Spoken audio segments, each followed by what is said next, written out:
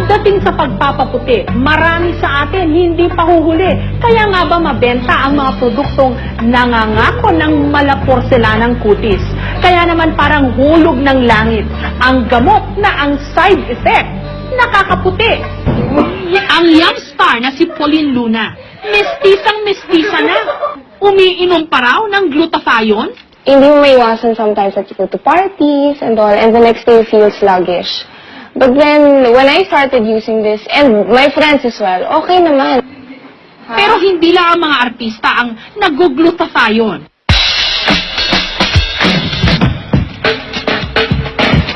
Isa sa mga napiti ang kasauso, si Joy, tagapangasiwa ng restaurant.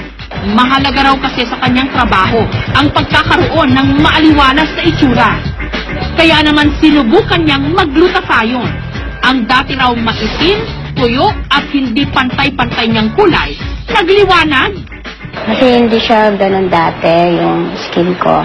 Nung na-try ko yun, medyo, hindi man siya ganun na nag-effective na maputing-maputi as yung sa ibang mga kulay. Pero meron pagbabago.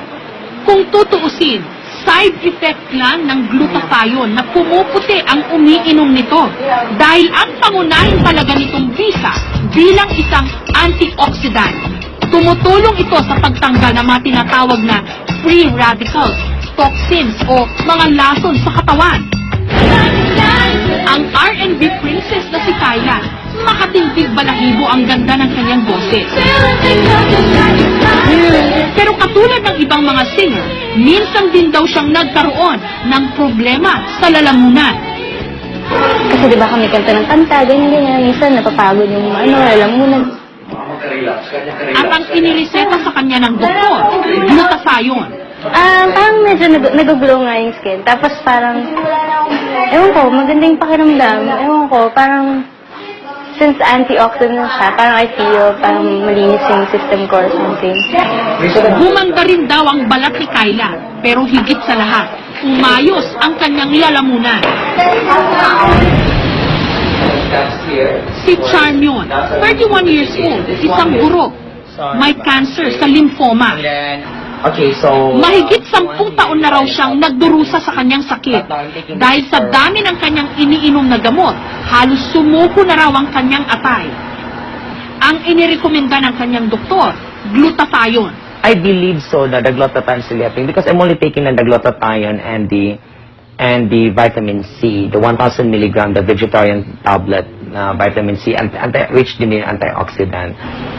Bumuti na raw ang kanyang pakiramdam. Gumanda pa ang kulay ng kanyang balat. Nainganyo lang ako mag-take ng glutathione nung sinabi na maganda siyang antioxidant and of course it's an immune system booster. So, of course, with the type of my job, of course, actual demos yun. Medyo stressful a bit. So, you really have to boost your immune system for that.